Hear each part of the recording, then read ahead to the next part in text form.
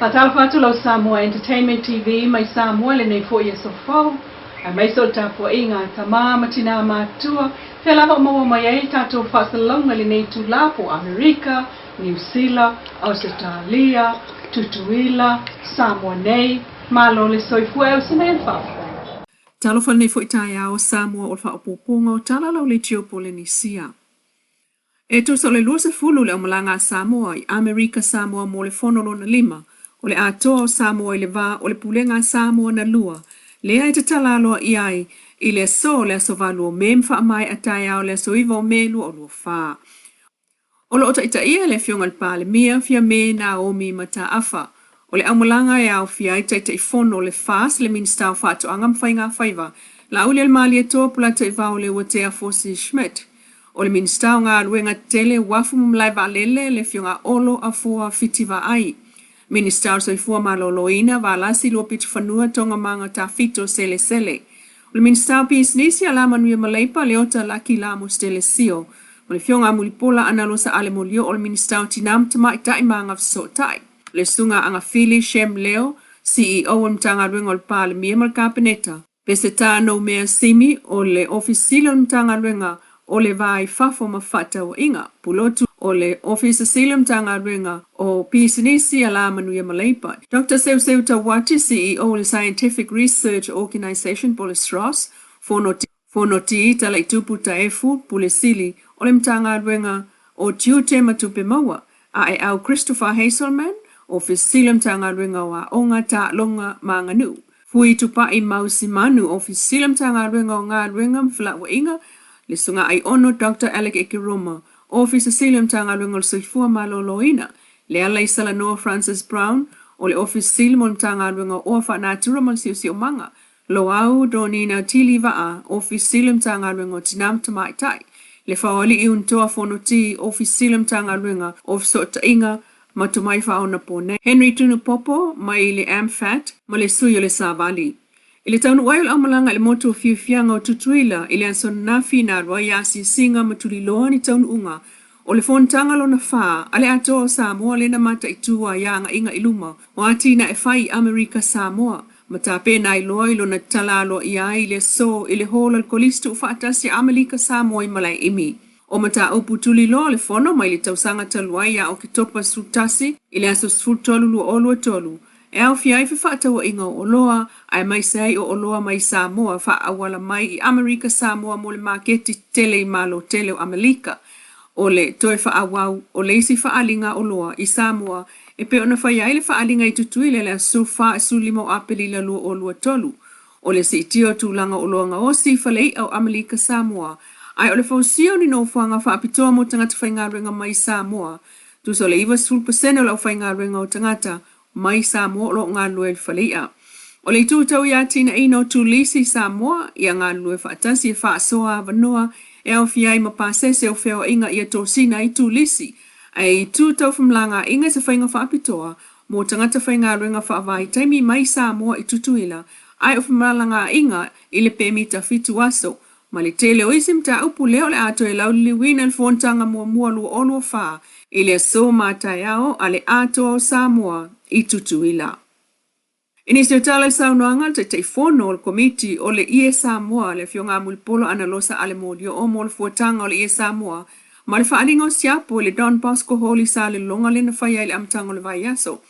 Na watu whaatasia i malana whaamanuia, i le whaamnatuina o le aso whaapitoa tina umo Samoa.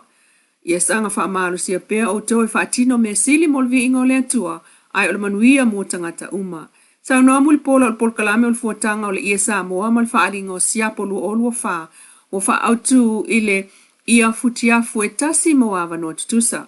O maita wina, o le toi atina e mai o le ia Samoa e pe on toi whangu mai ai e le whainga malo taluai e le HRPP, ma tuu iai o na iainga e pe o le fuatasi o le lapo o le ia Samoa. Ma wha anumera i le tasi ma le lua matala langa. Lea ua toi wha awawa i le pulenga o le malo le teimine i le fas. O le whalalanga na vaia ua se lautau sanga masiri atu o wha awau pea mai nuu itua ma la alfanga. O lo osi ei whai ngā nuu mwhai ngā komiti e tina sa mōli mawina ai whale langa. E le aini i e malo peitai. Peitai wa alua i poto wha au na pōnei. O whai ngata Mawhaato pela wailoa ie ma e maiaile ie malo. Le sa tau mawhaiaile pale mia talua e ava ese. Ai toi whaafo i maile matala langa e pei. Ona toi la langa ina e whale la langa wa sonei. Mamoli mawina il whaale ngā pepe le ana sauno el ministau tinam tamata ele fio ngā muripola. O le tau mawhainga le malo. E una ia aile la langa ina o mea sina al tātou tunu. O le ia Samoa ma le ngau sina o le siapo. O si li el tolus fulu tau sanga taluai. Ona whaatinoina e tinam tamaita i Samoa le langa ina o le ia Samoa. Peita i whaato a aloa ia o se polkalame tuliloa. I lalo ntanga luenga o tinam tamaita i a tina e o nuu maanga fiso tai. I le tau sanga i luafe ma le tolu sa iau o mai lava i le taimi le nei. E uina moli mawina e tātou atamua. Wa le tasi pe lua afio anga o whaasa tapu ai. Ona toe wa aia pe wha o ngā aini i e Samoa i maliu. Sao whai poiponga, aso whanau. Wana o tau mawhalava matupe, ulo o tanga o na whaao ngai whalavelave. E vai aso atoa lava lea ua tu atu ele whaamsinonga i leo e wha mai ane ai e la tau mōlianga wha maunga. Whaasanga i leo sa tini o tua i estamaita i leo lava. I tua inga e so o tanga i le wha o lima mātanga ma le wha malosi. O le leo sa tini e pe o na mōli mawina mai le tato pa anga le whaamsinonga. E le i o atu i le laasanga o le whai o sanatali. I le whaamasinonga pena te talia tua inga mamolia ngā leo. Ua taunu uatuai i le whaamsino, le fionga Justice Roma, o le whaamsinonga mawalunga, o le amatanga o le vai o so fo, toi wala waim ta upulea. Pe taia mo le mawina le tato so upu ma le whaamsinonga o le vai o so fo weiloa ai pe te ena pe talia, e le ali i leo tua inga tamaita i leo whaasanga i a te ia. O molia le li isa tini, i le ngai o inga e so tanga i whiusua inga. Ua whaamanatu atu nei el ministawa o ngā maanga nuu le sunga seu ula yoane le matanga luenga wa onga. E le na o le whau o le whale, a ia o ngālo na anu whale. Taunua whaatau le ministawa o ngai le amatanga o le vai o sonei.